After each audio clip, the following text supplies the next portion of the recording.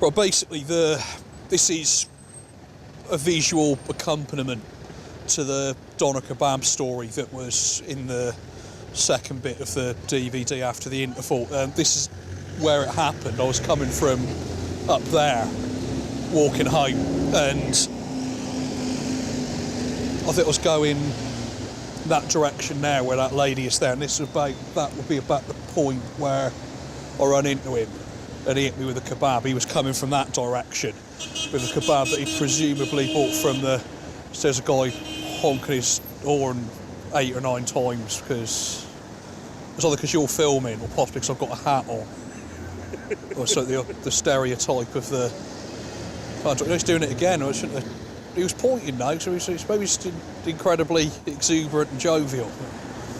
I don't know. Anyway, it was right there, and the pushing and shoving took place just around that general area there, and then he, having been the bigger man and walked away and conceded, he walked back up that way to, I'm not entirely sure where. The girls that were observing were stood there where that black sign says 948.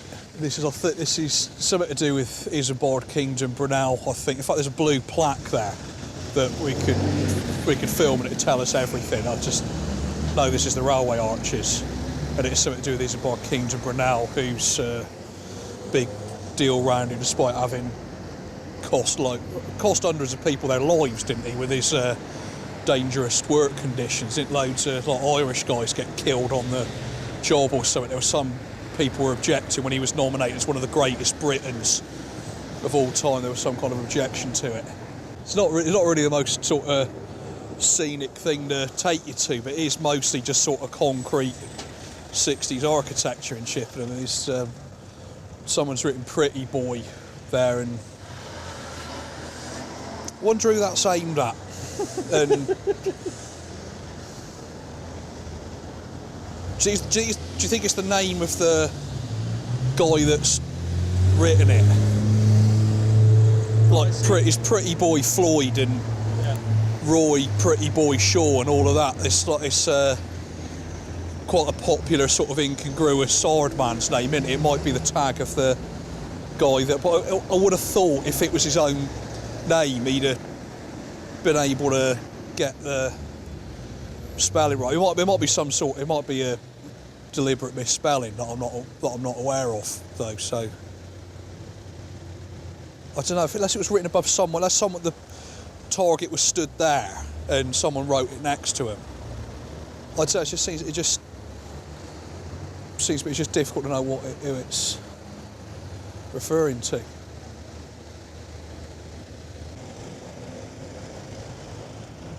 Well, I suppose I was headed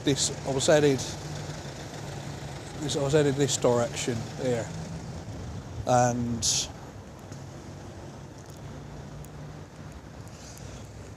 the thing with walking back from the pubs at that end of town is if you walk down about sort of 2 o'clock in the morning, it's generally going to be full of arseholes down here, because you've got I don't want to sort of point out places and name them, but you've got a couple of like sort of Wetherspoonsy type pubs, and you've got 3 what used to be 3 kebab shops, now 2 kebab shops and a brasserie. So it's just like a general sort of milling point arseholes at like 2 o'clock in the morning. So, but I actually didn't even manage to get as far as the area before it all, and it all sort of went on generally around this bit here.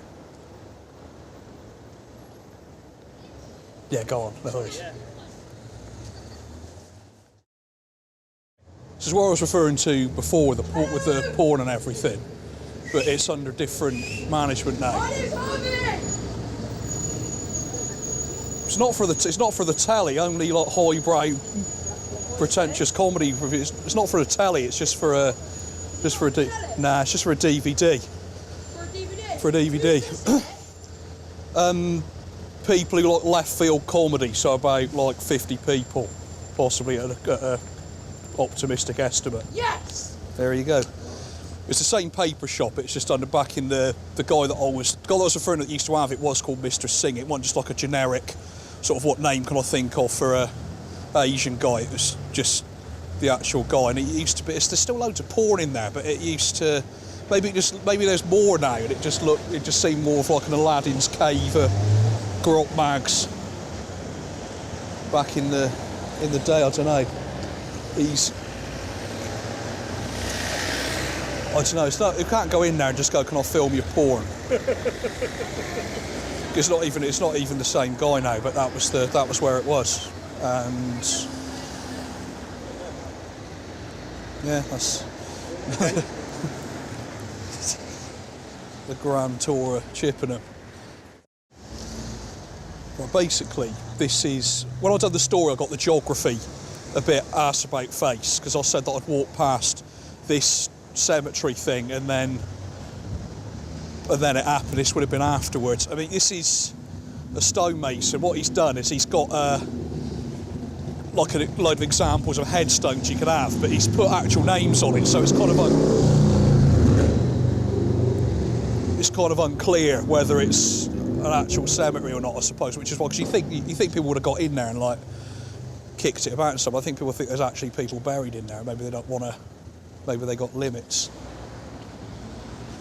I've been writing a first draft of a book, and in the book I'll put the geography different, put that there, and also put a like a sauna massage parlour type place, which is up the road, almost certainly aren't going to want to be having cameras pointed at them, but they've always got like circus posters in there, and I was speculating about who it is there. Who they're aiming at, who it is that puts them there, presumably just like some corny guy from the circus that likes to go and get laid before he goes and like juggles sea lions or whatever. But this, you sort of think it's aimed at like a bloke and go in there and go like, oh, this, on the way out, go like, oh, the circus could have taken me family there if I hadn't spent 300 quid on soapy tit wanks or whatever. But they're not gonna appreciate having a camera pointed at them. But in the geography of the book was stonemason, knocking shop, railway arches. And where I was actually headed for to get a kebab was, I would call it the Charcoal Grill, and that wasn't a name change or a mistake, because it was called the Charcoal Grill for years. It's actually called Cappadocia, which is the place in Turkey the guys in it are from, and they're nice guys in there. You see him quite often because I've got appalling dietary habits.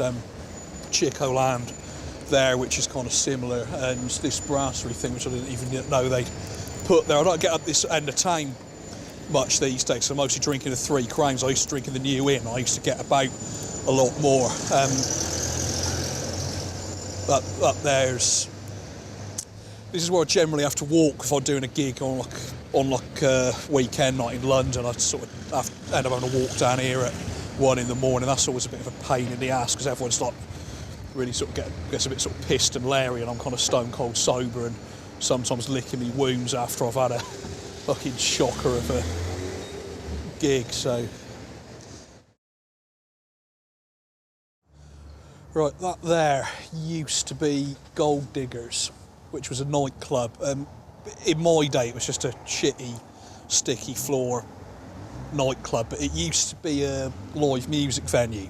And there's a lot of big bands, but the Smiths played there on the Meat Is Murder tour, and Iron Maiden definitely played there. Motorhead played there. I met Lemmy once when I was younger, and he mentioned Gold Diggers, Echo and the Bunnymen, and Spear of Destiny. I think some of the two-tone bands, Manners definitely did, because I went to see Bad Manners myself. I think that was the last music thing they did there. That was about 97, 98 or something, and I remember going to see a Madness tribute band there when I was about 16, and that's when I first met proper skinheads, when I went to see the Madness tribute band. There was a guy called not the same Jacko from Chippenham with a tattoo, it was a different guy called Jacko. I'd all tattooed on his neck, and there was a couple of his mates. But Richard Branson used to own it, I think. It's now flats and an insurance company, and the Gazette actually ran a news story on the grounds that one of the guys who works in the insurance place used to go to Diggers when it was a nightclub, and this was considered newsworthy. When you've got like about 60 pages of newspaper to fill from Chippenham, I suppose you got to go with that. Ice-T played at Gold Diggers on his original Gangster tour, which has always led to speculation about what he actually did for an afternoon in Chippenham beforehand, whether he went to the baker's oven for a bacon and cheese turnover or something gangster like that.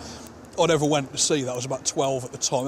All the cool kids at school were always like, oh, I was there. You wouldn't have been able to, would have been over Diggers' capacity if everyone who said they were at the, it's like the Sex Pistols Manchester gig, if everyone who said they'd seen the Smiths on the Meat Murder tour.